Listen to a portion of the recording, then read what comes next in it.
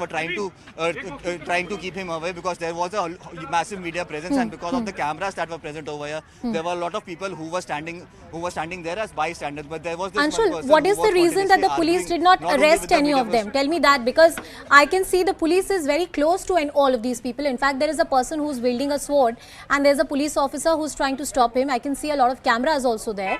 But the police could have at least apprehended these people. Why didn't they apprehend them? What did the police say? Did they say, speak or anything about it?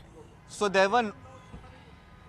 there were not many police officials present at this point in time in the FSL. There were only 3 to 4 police officials who were present inside the van in which Aftab was being taken. Their main responsibility, because since they belong to the 3rd Battalion of the police, their main responsibility was to take Aftab safely from the FSL to Tihar Jail. And hence, when the attack happened, one of the police officials even stepped out, took out his handgun and was almost about to take a air shot as well. So yes, the police was trying to keep the situation under control. They were trying to fulfill their responsibility at this point in time that they should take Aftab back seriously. However, there were not many police officials present at that point in time, and if you could see these people who were chasing Aftab's vehicle, they continuously kept on chasing it, and even it stopped at a red light at one point in time. But yes, still they weren't able to get anything. I'll just try and show you a few pictures if at all possible. There is a hammer also, so they came fully prepared. They knew what they were doing, they knew what needs to be done, and hence they came fully prepared, not only with swords but also with things like hammers, and they started hurling abuses not only at the Delhi police but also at Aftab. And yes, the situation definitely went out of control. The police is currently interrogating the entire case. If you could see, the vehicle was kept on in ignition for almost 5 to 7 minutes, because this is the same vehicle in which these people came, and the police has just shut down this vehicle. So you see, there was the entire thing happened with a massive surprise for the police, and the police has currently started interrogating him. They have taken pictures of this car. If you could see the number DL2CAH6834. This is the same vehicle in which 4 to 5 people came wielding swords, hurling abuses. But yes, the Delhi police, as of now, the 3rd Battalion of the Delhi police has managed to take them out, but take Aftab out of here safely, the vehicle out of here safely. The most surprising part was there were actually 2 police officials who even came out pointing their gun towards these people who were protesting, and this actually stepped back a few steps. But as soon as the vehicle started moving forward, they started chasing it again, and hence the Delhi police even did not stop at the red light, which is right in front of at the end of this road. They broke that red light and took Aftab away. So yes, it is very likely that in the next few minutes we might get updates as to who were these people and if these people have been arrested by the Delhi police. But yes, absolute chaos that has occurred outside the FSL office, and something that has taken the Delhi police by a massive surprise, because yes, the Delhi police was, if you see over the past 2 weeks, the Delhi police has made this sure that Aftab is very safe and secure. Even he is presented before the court through video conferencing, because we saw what happened in Saket Court, the manner in which the lawyers came out protesting. So yes, they even brought him to the court through video conferencing, and on one day when he was presented before the court, he was presented before the court hours. So yes, the Delhi police knew that there is a security threat to Aftab. But yes, surprisingly here,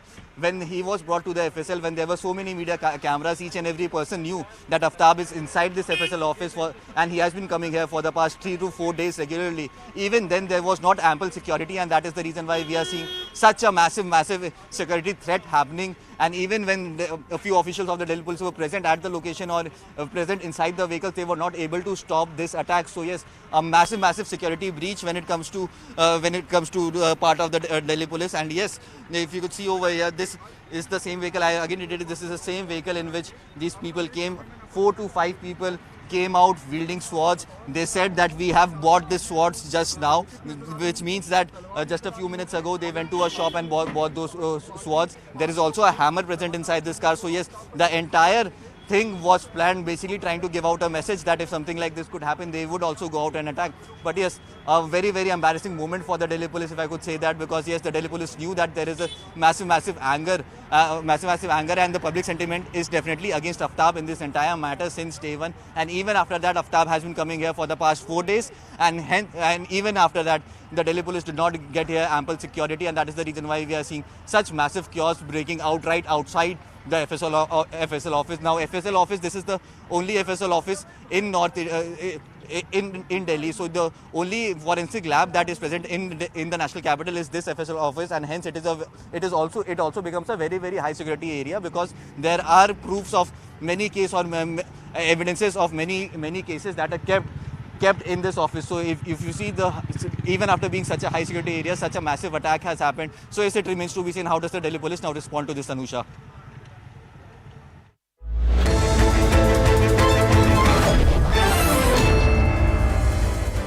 Welcome everyone. Thanks a lot for staying with us. You're watching Plain Speak with me, Shivani Gupta. Ahead of Gujarat elections, Prime Minister Narendra Modi has launched a no-holds-barred attack on all opposition parties on the issue of terrorism. Without mincing words, Prime Minister Modi said Congress was soft on terror in a bid to save its vote bank. The Prime Minister has, with various speeches, put the issue of terror and the politics on terror centre stage, not sparing, quote-unquote, even a smaller party. By and large, Gujarat is a safe state, has been for over a decade. As the Prime Minister himself said, most of its young voters today haven't even lived through a curfew era, as were common in the state before BJP came to power over 2 decades ago. Then, will the memories of what used to be factor in the minds of the electorate today when they vote this time around? Is it an important poll pitch for the incumbent BJP to remind the public of what used to be and what can come back if any other party comes to power?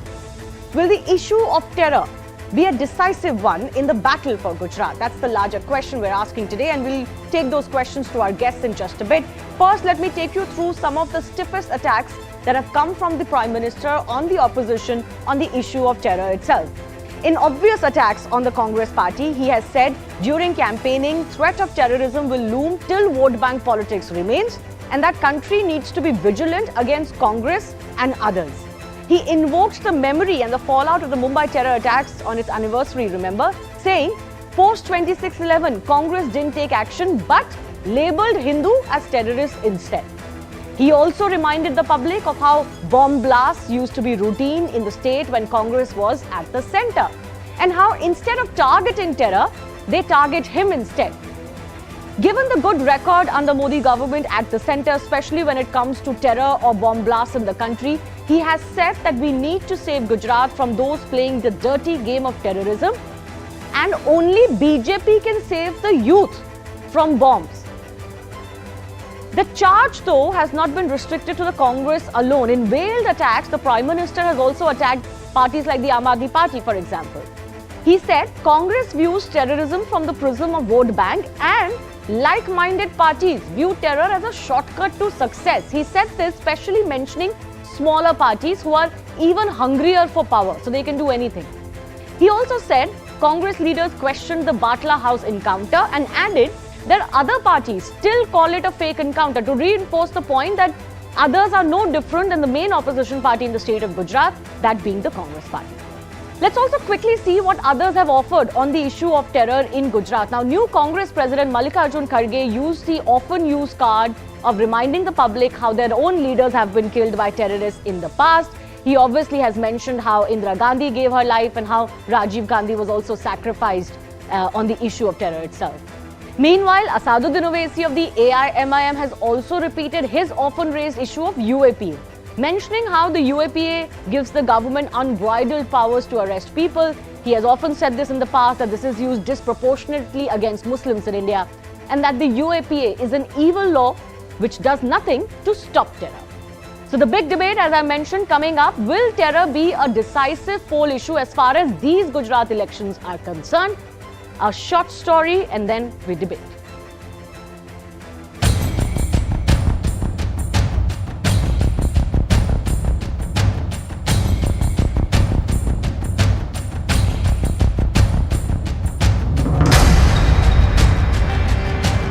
Congress हो या vote bank के भूखे कुछ दल, ये लोग surgical strike पर भी सवाल उठाते हैं कि आतंकियों के हौसले बढ़ते गए। देश के हर बड़े शहर में आतंकवाद सिर चढ़कर बोलने लगा। दिल्ली में जब बाटला हाउस एनकाउंटर हुआ तो कांग्रेस के नेता आतंकियों के समर्थन में रोने लगे, रोने। मुझे 14 साल पहले हुए मुंबई हमले की तस्वीरें भी याद आ रही। देश पर हुआ ये सबसे बड़ा आतंकी हमला था, लेकिन इस हमले के बाद कांग्रेस सरकार आतंक के आकाओं पर कार्रवाई करने के बजाय हिंदुओं पर आतंकी होने का लेबल चिपकाने की साजिश कर रही है।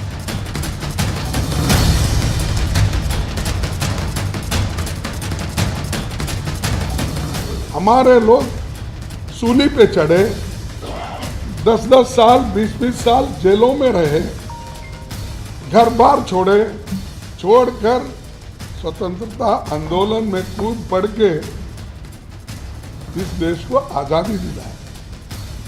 उसका जिक्र आप कभी कहीं नहीं करते।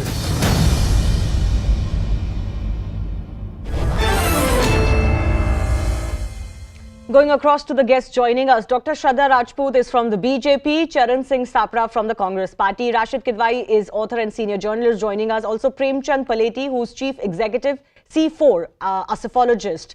I will of course take his view on whether this is going to be a decisive issue, but let me first begin with Charan Singh Sapra of the Congress Party. The Congress has said, amongst other statements, that, we've lost our prime ministers. The prime minister that came from the Congress Party, its tall leaders in the past because of terrorism.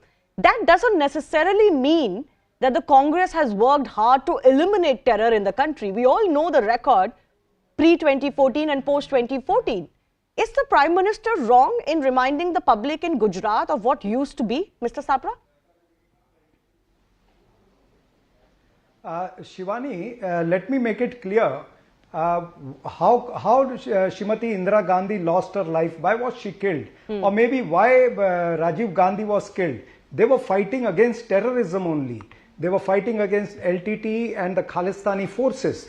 Likewise, I would also like to remind you that the Punjab Chief Minister Sardar Beant Singh was killed. He was also martyred fighting against terrorism. Thereafter in Chhattisgarh, nearly 10 to 15 Congress leaders, including the senior leader Vidyacharan Shukla, they were killed, they were martyred by the Naxalites. So BJP need not lecture us on terrorism. Congress has always fought against terrorism, to eradicate terrorism. And what is BJP doing? BJP doesn't have any right to talk about all this. I would like to put a question to BJP. When they are talking about Pulwama, let me put a question. Why did Pulwama happen? Who was responsible for it? Who was accountable for it? The then Governor Satyapal Malik himself said that this was a large intelligence failure, massive intelligence failure, due to which we lost 40 CRPF Jawans. We lost 40 brave hearts. That is a big thing. Now these 40 brave hearts, there is no accountability of the Narendra Modi government. After that, Devinder Singh, the DYSP, who was linked with this Pulwama attack, he was caught. His case is in the cold storage. Mr. Sapra, there's an important distinction. You're talking about what has happened in the state or now the Union Territory of Jammu and Kashmir, where terrorism has been an issue that predates the Narendra Modi government. But if you look at bomb blasts or the instances of blasts and explosions and big terror cases, that hasn't happened barring Jammu and Kashmir and the rest of the country. That's a very clear demarcation. You can raise Pulwama. Let me complete. The reality is that in the rest of the country, in the rest of the country, terror attacks just don't happen the way you used to happen. No. What I'm trying to figure out. See, you please listen to my points. Devinder Singh and Tariq Ahmed Mir. Tariq Ahmed Mir, who was caught, and he was, the NIA said that he's a Hizbul Mujahideen member. Now that Tariq Ahmed Mir contested assembly election in 2014 on the BJP ticket. Likewise, Talib Hussain. I have a photograph of Talib Hussain, who is with the Jammu Kashmir BJP chief, Ravinder Raina.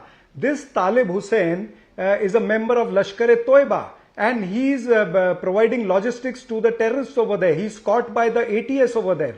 Likewise, there is a Firoz Khan person who is linked with Azhar Masood, and he has contested on BJP ticket the councillor election from ward number 33 in Srinagar. You're only talking about, for example, cases in Jammu and Kashmir. We're having a slightly different debate, sir. And I'll give you one more opportunity. No, before, Jammu and Kashmir is not. I'll give you one more opportunity before I go across to Ms. Rajput of the BJP. The issue is, you talked about terrorism of Khalistanis, you talked about LTE, you talked about Maoists.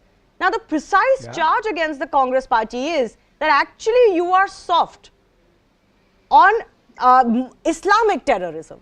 No. You were very fierce on everything else. But when it comes to Islamic terror in India, the Congress goes on to the back foot. That's what I'm trying to explain you, that BJP is soft. When Mufti Muhammad Saeed, he took oath as a chief minister, Narendra Modi was there in presence of Narendra Modi. He thanked the separatists, he thanked the Pakistan. Why Narendra Modi did not object to it? Mehbooba Mufti, she said Afzal Guru is a patriot. And then BJP made Mehbooba Mufti a chief minister. They run the government together for 3 years. So where is the patriotism of BJP? When 10,000 stone pelters cases were taken off, they were withdrawn, and the case was put on Major Aditya Kumar. Where was BJP? When Asia Andrabi's photo came on the poster of Beti Bachao, again, Beti Padhao, you are limited to Jammu and Kashmir. You have really no one instance to talk about in the rest of the country. Shivani, no, but Jammu and Kashmir, is Jammu Kashmir not a part of India? Of course it is. Is Jammu Kashmir not a part of India, Shivani? Why are you trying to defend BJP? Red terror, when it comes to Maoism terror, cannot naturally be compared to, let's say, bomb blast or the Mumbai terror attacks in 26/11. Why red carpet welcome was given to ISI in Pathankot? Now, Pathankot is not in Jammu and Kashmir. Yeah, but you're talking about the Pulwama attack. So it's still the same attack.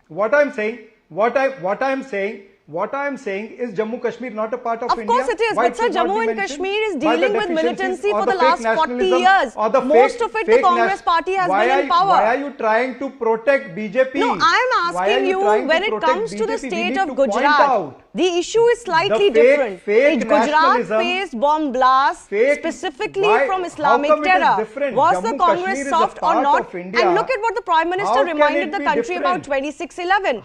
Does that charge not stand? How can it be different? All right, Mr. Sapra, stay on. Dr. Shraddha Rajput. Sir, you've got enough opportunity. Please yield now. Dr. Shraddha Rajput. Can I put one more point? No, one second, sir. Congress representative is talking about how the BJP itself has been soft or has even had links of its own workers, candidates to terror in the past. He obviously talked about Jammu and Kashmir linked cases. So what is the problem that the BJP has with the Congress? First of all, Madam, Honorable Rajiv Gandhi and Honorable Indira Gandhi is not the Prime Minister of only Congress Party. It is very painful. They are our Prime Minister who is accountable for their assassinations. I have a question for them because Rajiv Gandhi is my Prime Minister as well and Indira Gandhi is my Prime Minister as well.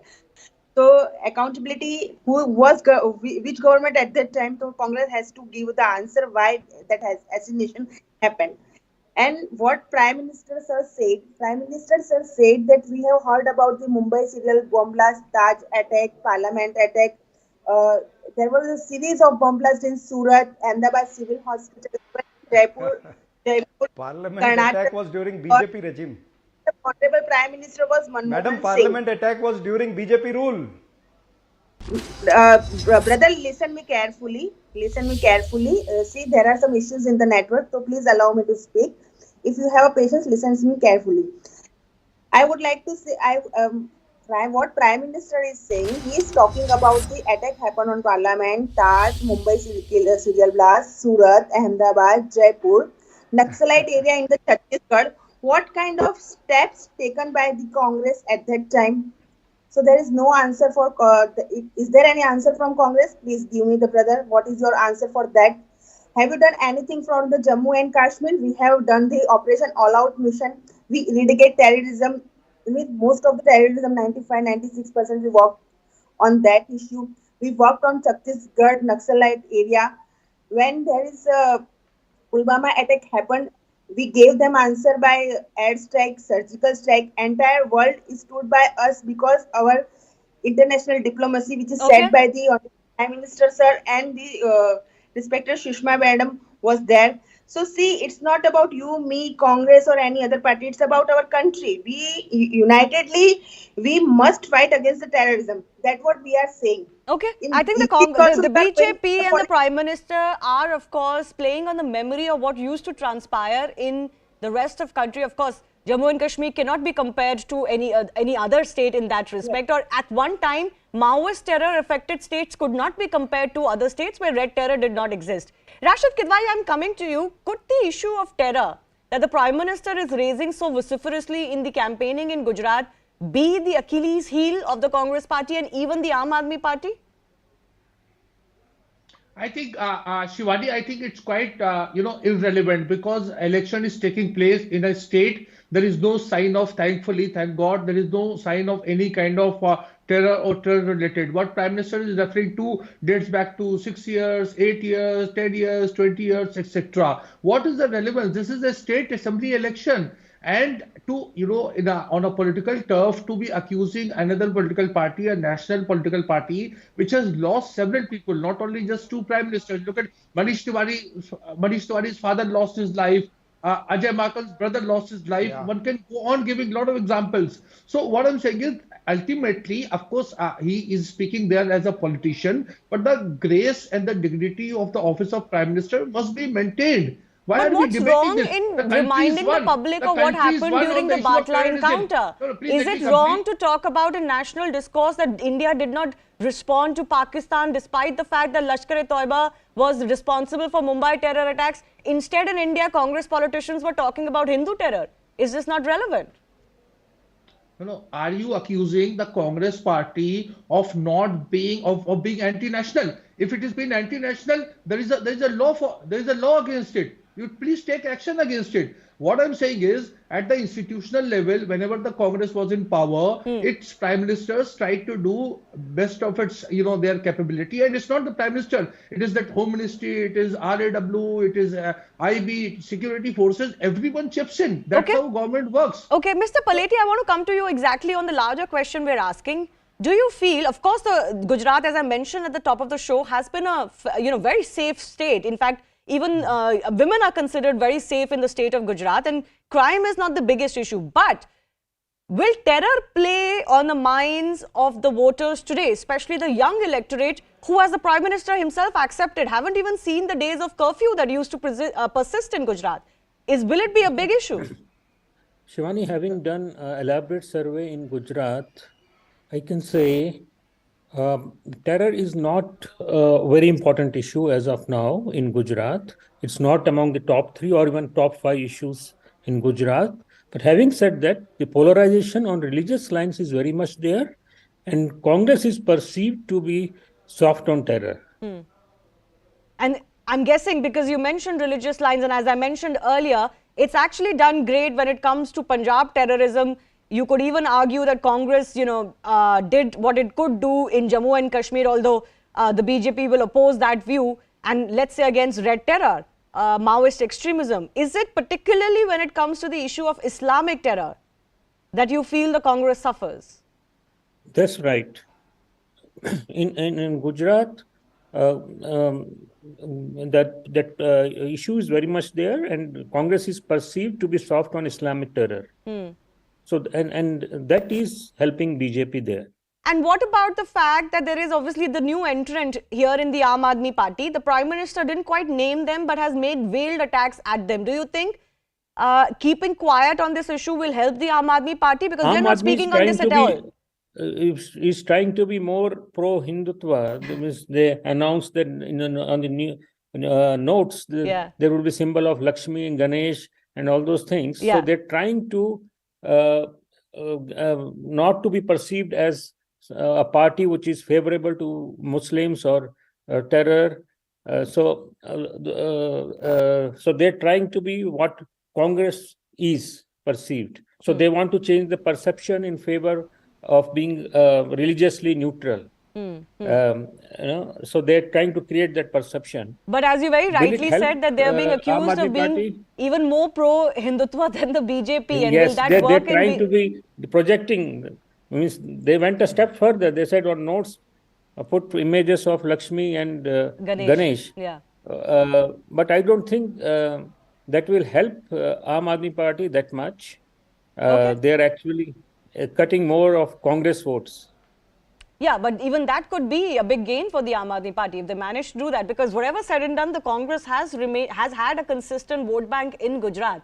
So if the Aam Aadmi Yes. Party manages to chip away that, then obviously it could spell doom That's for the right. Congress See, party one more time. But can I as just, per I our have final, survey- yes, go ahead. I have 30 seconds, please go ahead. Yeah, as our survey tells, they are cutting about a maximum of Congress votes. The Muslims, Dalits, ST, and some sections of OBC. So they're chipping more of Congress votes than BJP votes. Okay. And it is actually we'll discuss, of helping course, BJP. more of the election-related, numbers in days to come. But I have final minutes left, so I'll give our political representative one more opportunity. Mr. Sapra, this is the bottom line. The Congress might not accept it, and I don't expect you to accept it. But the problem is exactly this. You were seen soft on Islamic terror, especially precisely because you have a Muslim vote bank. And even till today, these statements in Indian politics, Indian opposition continue, which either give alibi or, try to play down the threat of Islamic radicalism. Shivani, how can you say that when there are glaring examples like, Azhar Masood was given a plus 3 terrorists were given a green channel exit by Jaswant Singh, the External Affairs Minister of BJP, and now the NSA, Dobal, was with Mr. Jaswant Singh. Pathankot, the red carpet welcome was given by Narendra Modi government to the ISI. How can you put that blame? Niranjan Hijoiya, office bearer of BJP, was arrested by the ATS over there because he had a terrorist link. Madhya Pradesh, Dhruv Saxena, he was the BJP IT cell chief in Madhya Pradesh, and he had an ISI link. He was caught by the NIA. So these are the glaring examples which show that BJP leaders, they have a link, they have a terror link, or they have links with the terrorists or the terror activities. And BJP is going soft on them. I have given you various examples of Mehbooba Yet Mufti the perception is that it is the Mufti Congress Mohammad party Saeed. that is Likewise, soft on terror, these are especially the threat of Islamic terror the in real India. issues on the ground are inflation, price rise, unemployment. These are the real issues. Okay, can I take Modi 30 is trying seconds to, with our change the BJP goalpost. representative to He's just answer trying to exactly change the that? goalpost over The there. Congress has alleged that these are not the real issues. This is a deflection from the real issues. See, we worked on the real issues. Our main agenda is development. We work on that. We work on the Jandan account to the electricity, road, infrastructure development, employment, and those things. Brother, I would like to ask you, you have a phobia, means you do not want to answer those questions about the Islamic terrorism, but you people are very okay to take the Bhagwa Atangwad, saffron terrorism, Hindu is Atangwadi. So that was all. No, what about Morbi? You should No, answer. sir, let her have her say. 137 I have people limited were time. killed in Sir, please, Morbi. please. She didn't speak when you were 137 speaking. people Let were her have her killed say. in Can I just have the Morbi? BJP The representative finish her thought, because I don't have enough time? Yes. BJP needs to Yes, answer on Rajput. the Whatever we have done, our government has done, it is for all of us. We believe in Sabka Saath, Sabka Vikas. We have not done any appeasement politics like you, and we have not used that Bhagwa Atangwad, saffron terrorism, and Hindu Atangwadi words. Okay, I'll leave it at that. I do thank all of our guests for joining us. We'll have to wait and see exactly what resonance the issue of terror has in these elections in Gujarat in 2022. Time for a very short break. On the other side, we'll be discussing our other big story of the day, which is the violent attack in the name of port protests in Kerala. Stay tuned.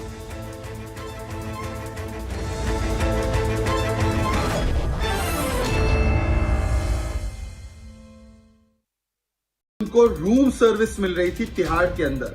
हम तो धन्यवाद देना चाहेंगे अरविंद केजरीवाल आपको कि London, New York, Paris बनी नहीं, परंतु तिहाड़, थाईलैंड और रूम सर्विस और रिजॉर्ट जरूर बन गया।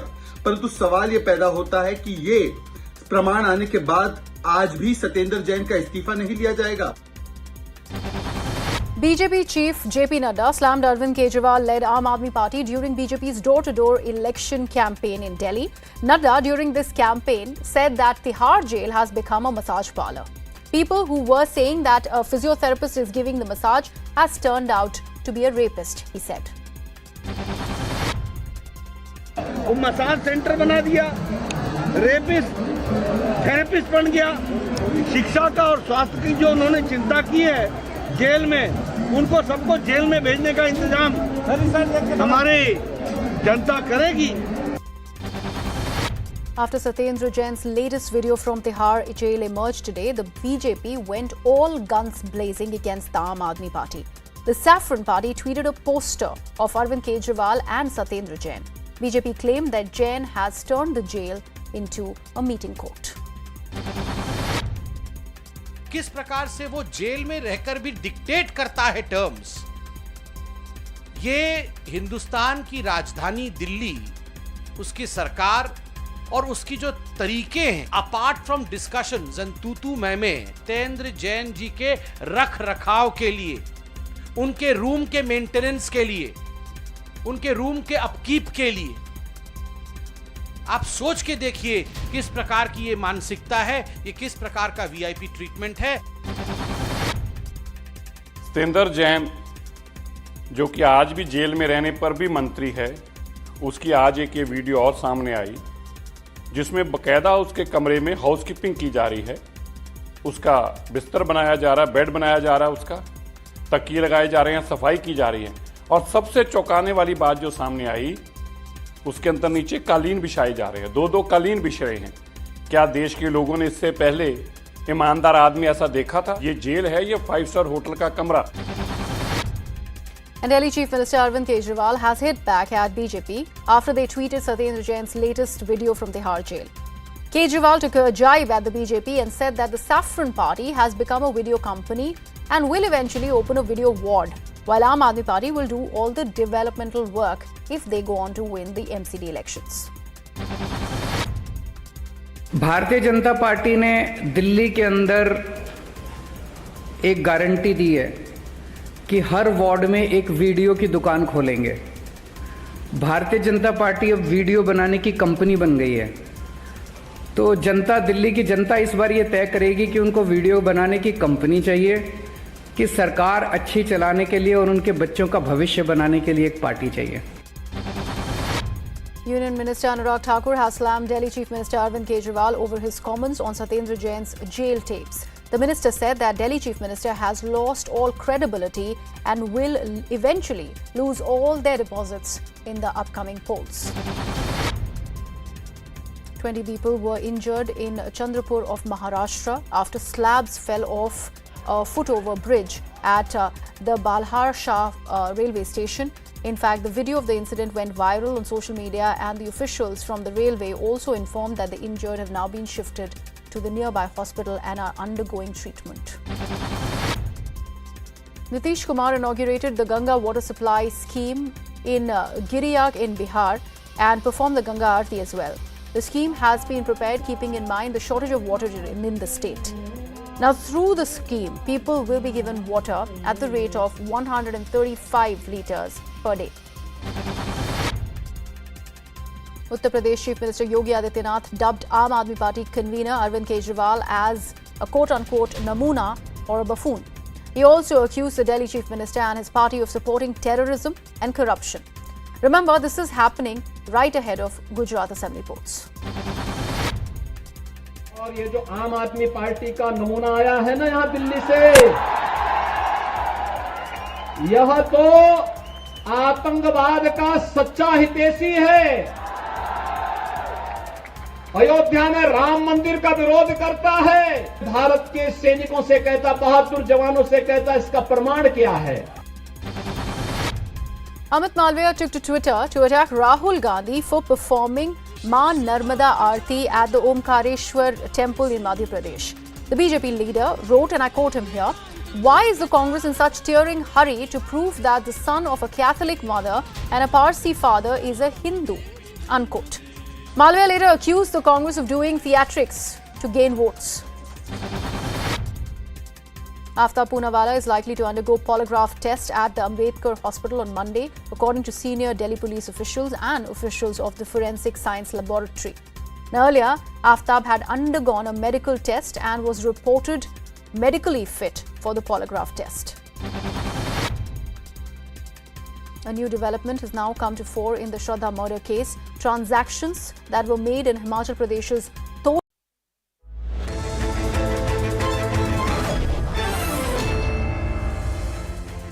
On to our second big focus, which comes from Kerala's Vizhinjam port. The port town is on the edge after a group of protesters led by a Latin Catholic church stormed into a police station, vandalized government property and injured as many as 29 police personnel. It was a demonstration against the construction of the Adani Group port. The construction of this Vizhinjam Seaport on the southern tip of India has been halted for more than 3 months now.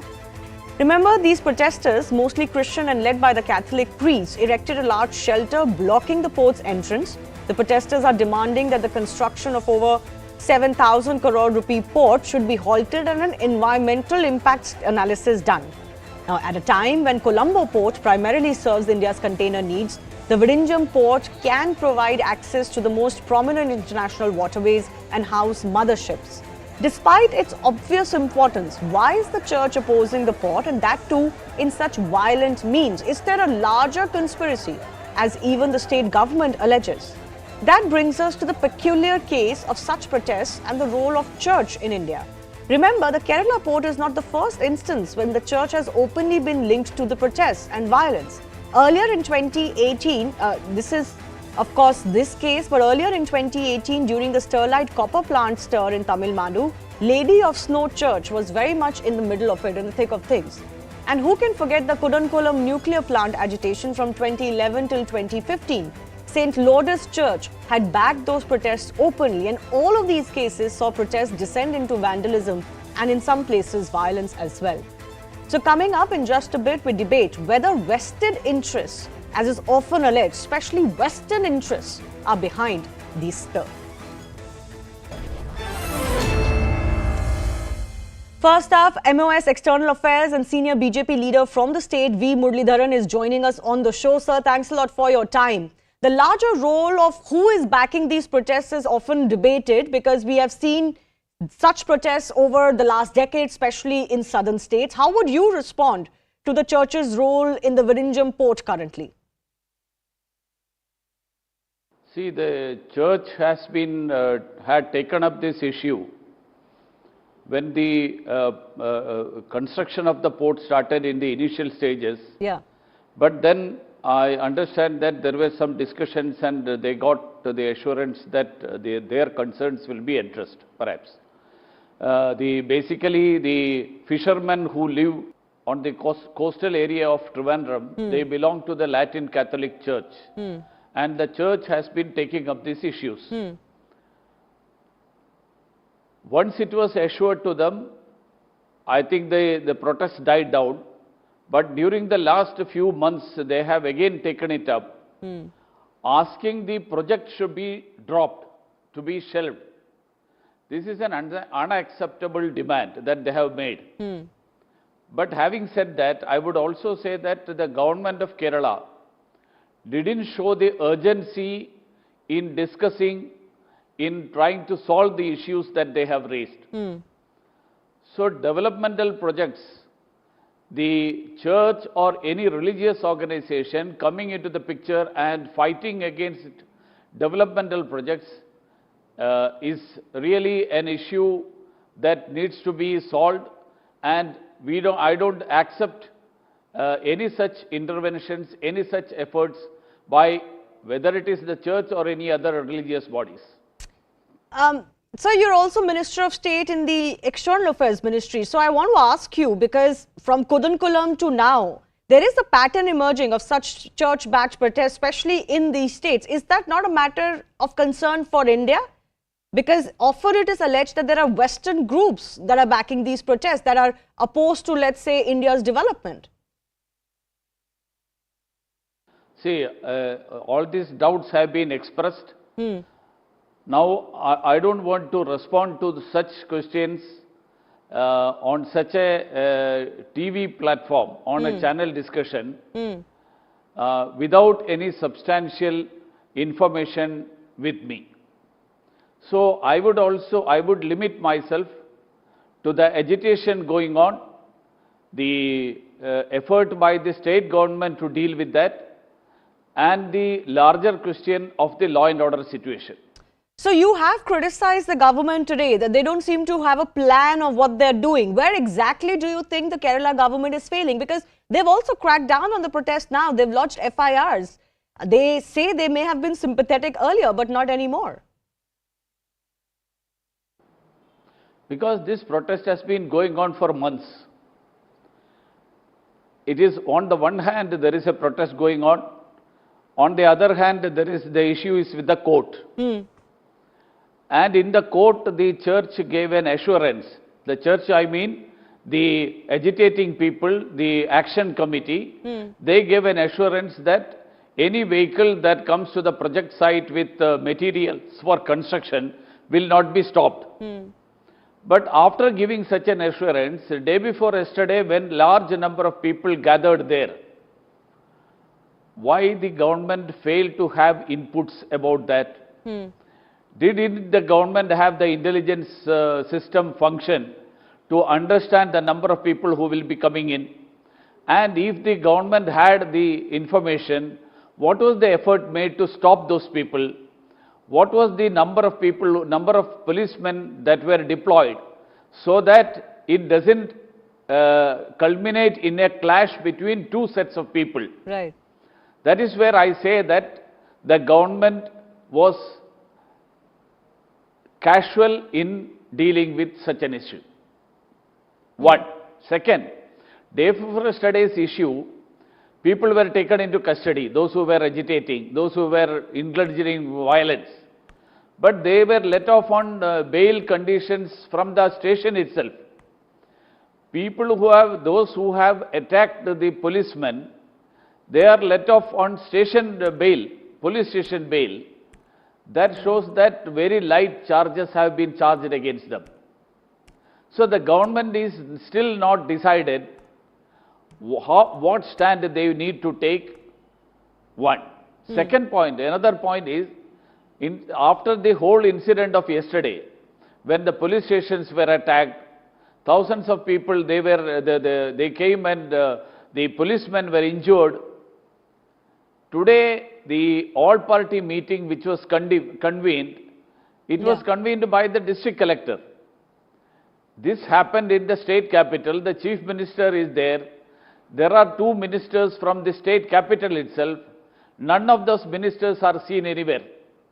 Instead, a minister from the rural Trivandrum, he attends the meeting today in the evening. That also came to the public knowledge only when he weren't there. Initially, there was no such information that the government wants that at the ministerial level it will be intervened. Okay. So the people are not reassured that the government is seriously taking up this issue and trying to resolve this. Okay, I'll leave it at that. I'll take your questions to the government forward. Other guests are now joining us. Rahul Ishwar is noted author and activist who comes from Kerala. Mithun Vijay Kumar is an author and political analyst also hailing from the state. Kevin Matthew Sunny is a social activist. Sumant C. Raman, political activist from Tamil Nadu. Sumant, why don't I begin with you? How concerning do you think that repeatedly the church's role comes to light in a lot of these developmental projects that have nothing to do with, let's say, a religious community per se? Look, I don't see this as a religious issue, and I think it is wrong to paint it as a religious issue. No, it isn't a religious issue. It's a developmental issue, but there is a religious body backing the protests. We can't ignore that either. Look, many of who are the affected party, predominantly the fishermen who are raising an issue, they are complaining of erosion of the sea in that particular area due to the port, leading to loss of livelihood. Now, what should the government be doing? They should be trying to understand the issues of the fishermen and resolve them, whether it is state government, central government, both governments. Now, a large number of these fishermen happen to be members of the local churches. They happen to be from the Christian community. We saw the same thing in the Kudangulam protest in Tamil Nadu. It was not very different. Again, the churches threw their weight behind the protesters, not because they wanted to make it a church versus other community issue, but the fact that most of the fishermen or the affected parties belong to their faith, and they were standing up for them. Okay, now, so first of all, we have to look at it dispassionately.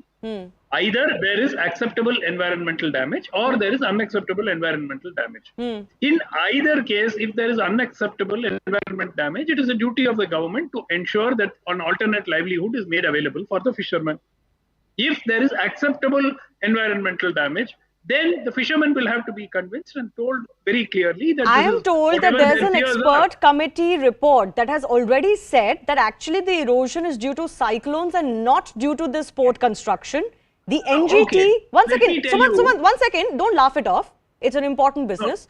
The NGT, which is the National Green Tribunal, and even the court has refused to stay the construction, and I'm guessing they have gone by environmental reports. But I want to take the question to Kevin Matthews on the role of the church. Now, obviously, you could say they're only backing the community that is being affected. But to launch such a violent protest on a police station, is that acceptable under any circumstances, Kevin? Madam, let me start with condoning the violence that has happened. Violence by anybody, any place is completely unacceptable, and I completely stand by that. But having said that, I take it as an opportunity to bring something else to the notice of the public, because this protests have been happening for a long period of time. So there have been talks happening between the state and the community. The church was backing the local group. But when you have to understand the tone of the protest changed very recently, and there are reasons behind that.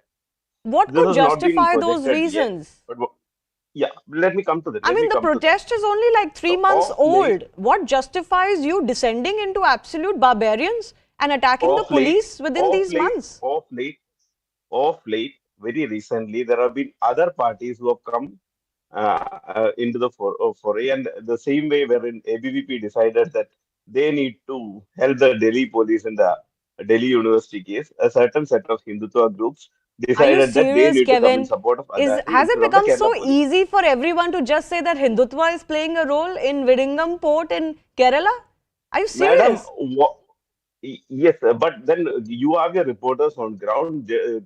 Get your people on ground, and you will know that. Yeah, our the reporters have not mode and reported any tone of the this. protest This has changed. become like a very convenient argument to make. When the church's It's role not is very it's- clear here, the only way you can give them the alibi is by claiming some Hindutva role has come to light. You give me proof, na? Madam, if you are madam, making this there is charge, then you should come prepared with proof. So this is not a charge. These are the facts of the case. You have your reporters. You can talk to them. They'll tell you the fact. Until and unless you have your history with the within the area of the protest. Sir, no, Kevin, please until these don't go groups into feel- history. Then you will say go into sociology. Then you will go into No, I'm just talking about economics. history of I'm sorry to justice. say you I'm- can use all the ploys in the world. It will not justify an attack no. on the police station. I'm sorry to Madam, say. Maybe that doesn't sound right to you. To anybody else in the country, this is not a legitimate means to protest. The violence. I said I condone the violence. Madam, here. But having said that, it's so easy, right, to say one line on the violence and then say everything else. If this was actually a violence by any Hindu group, I think your tone and tenor would have been much different, Kevin. Absolutely. And in Kudankulam and in Sterlite, both church-backed protests, both of them also descended into violence and vandalism. Rahul Ishwar wants to come in. Rahul, what do you make of the church's role here? Shivani ji, just 3 submissions. One, Vizhinjam is God's gift to Kerala and India because Vizhinjam is deeper than all the harbors and ports of India. There is a natural depth to it, and for the past 80 years, various governments, even from the royal times, have been thinking of developing Vizhinjam. Nearly 8 to 9 years back, it got developed under Kerala, and there were a lot of studies which all supported. And with due respect to Kevin, who is an influential voice in Christian community, I'm sorry to say I'm a huge admirer of church, but at the same point of time, what church is doing is unfortunate. They should be the consensus builders, but unfortunately, at least some of them are being the instigators. Please remember, 7,500 crores has already been spent for this. Nearly 70% of the project is completed. Vizhinjam is going to change the face of Trivandrum, the city where I live in, our state, Kerala, and it will immensely benefit India too. Dubai, Colombo, Singapore ports will literally run out of steam if Vizhinjam comes because Vizhinjam has a much more natural depth. And please remember, Is that the reason why some groups are opposing it? Because it could be a game changer for India. And there are some reports, I don't know whether it is right or wrong, like V. Muralidharanji cautiously said, there are some reports which says there are many international players who are trying to sabotage it. And please remember, it was a Prime Minister Manmohan Singh, a very sober, very moderate Manmohan Singh ji at last, out of desperation, who had to say, some of the NGOs backed by the US doesn't understand our energy concerns. That's the reason why they are protesting Kudankulam. Remember, this was never coming from a Hindutva right-winger. This was coming from one of the most moderate PMs in India's history, and academic and scholar of the highest repute, who had to say foreign backed hands are doing some kind of damage for India. It's high time many of these people rethink. Yes, we all empathize with our fisherman community, we stand with them, but at the same point of time, some kind of consensus has to be worked out. They are even given promise to High Court, they broke. Exactly. I want to go to Kevin. One second. Before I go to Murli also, I want to go across to Kevin back with this. You can make all the excuses you want, but Kevin, the church or the groups that were protesting gave an understanding that they will not oppose the project anymore, and yet now they've come with an almost extremist demand that the project has to be stopped. They also know very well the project cannot be stopped and will not be stopped now. This is direct, obvious confrontation and deliberate confrontation. Kevin.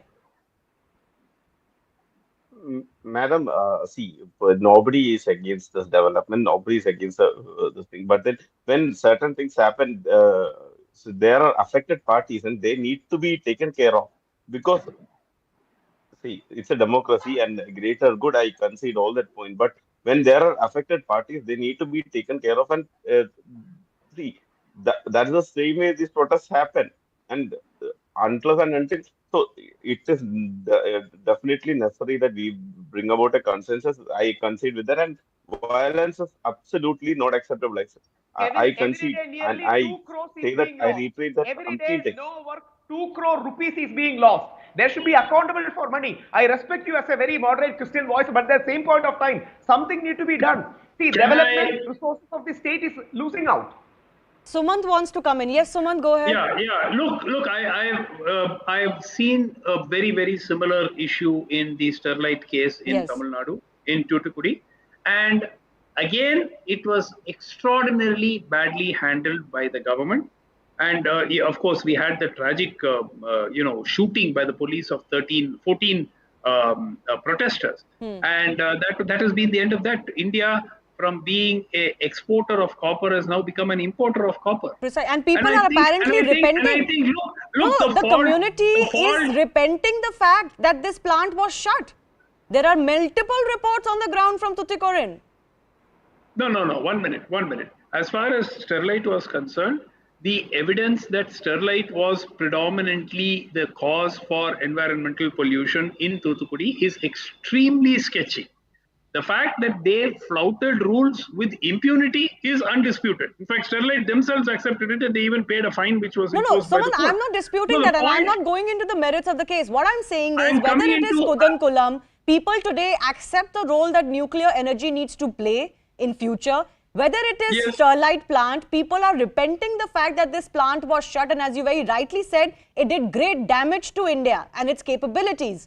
And in both these cases, the question that was raised then and even today is, were there vested groups involved? Can I just bring in Murli, who's been patiently... Vested interests definitely are involved, but it is the duty of the state to deal with them. I mean, to say that, fair enough. If there are vested interests, we can't do anything. I don't think the governments are saying that. No, I don't think the governments are saying that. But it is important for the citizen in the country to know what is the reality of these protests, because anyone can raise a cause and run a protest. You need to be able to figure out where is that so-called concern for environment coming from and to what extent. Murli wants to come in. Yes, Murli. Can that gentleman just stop and allow me to speak? Yeah, go ahead. My name is Mithun, by the way. I'm sorry, Mithun. Yeah. So I just heard Kevin say about the Hindutva angle in this. Let me just remind him this project was actually sanctioned when UDF was in power. Then it was taken over by the LDF government, and at the center we had BJP approving it. So there is no communal or political angle to this. Just now, a communal violence yesterday was called for by a few Catholic leaders, and the state government remained a mute spectator. That's what we saw. And now, although cases have been registered, attacks on the station. Allow me to speak. I didn't interfere when you were speaking. No, Kevin, let him speak, please. I didn't speak when you were talking, right? So you can see that they have registered cases, but no arrests have been made so far. Just imagine if such an incident happened in UP and some Hindu leader made similar statements, then all the left Twitter handles in Kerala, including that of the chief minister, would have made loud cries about the threat to secularism.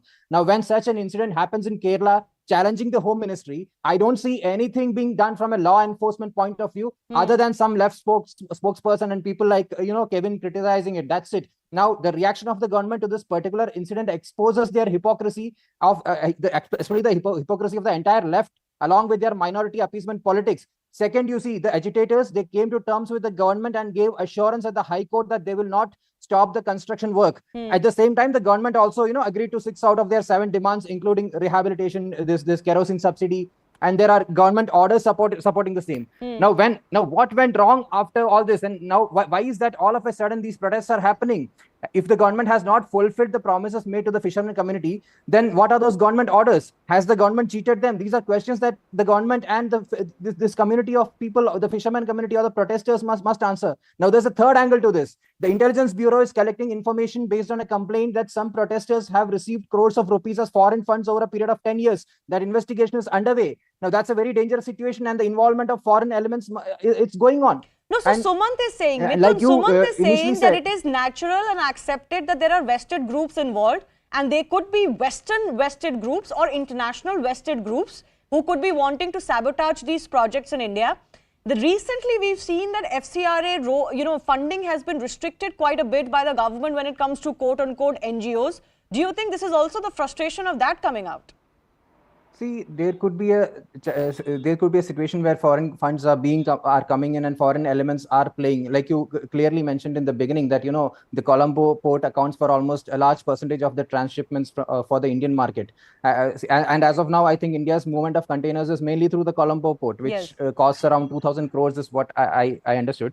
But if this Vizhinjam port comes up, we'll have direct transshipment, which puts the others at loss. And of course, they would be having some play. And that's what the IB is investigating. And so it's a threat to the national security in that case. Such projects are not acceptable in India. As Manmohan Singh called out the protest against the nuclear energy plant 10 years ago, we're seeing a repeat of that. Such a protest, Kevin, no matter who is backing them, what your issues on ground may be, are not acceptable. These are then anti-India protests, Kevin. And then to go ahead and try to torch police stations, who's going to back this? Even the Kerala minister has said that the protesters attacked the houses of people of other religions. You are saying that this is Hindutva somehow in Kerala, in a state like Kerala. And here the Kerala minister is saying, left government minister is saying that these church-backed protesters attacked houses of other people from other religions. Madam, please don't twist my words. That is not what I said. I think I've lost his link. Yes, Rahul Ishwar.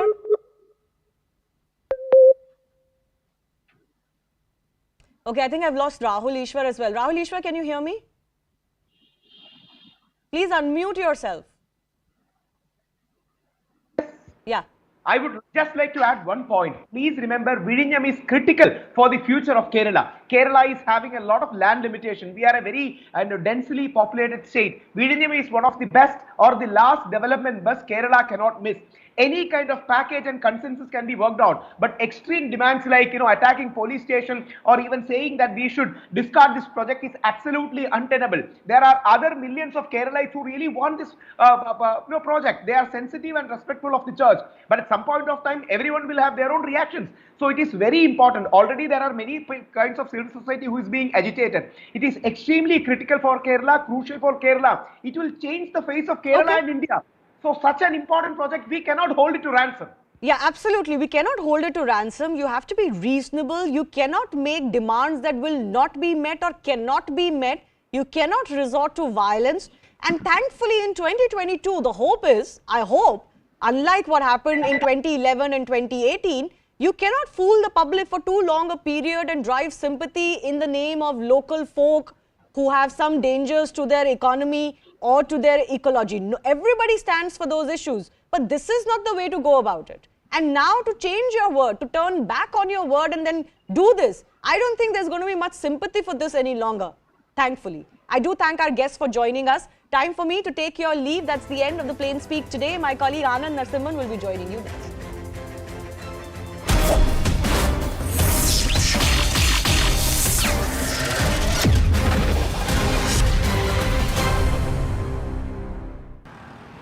Namaste and Kem Cho Bharat.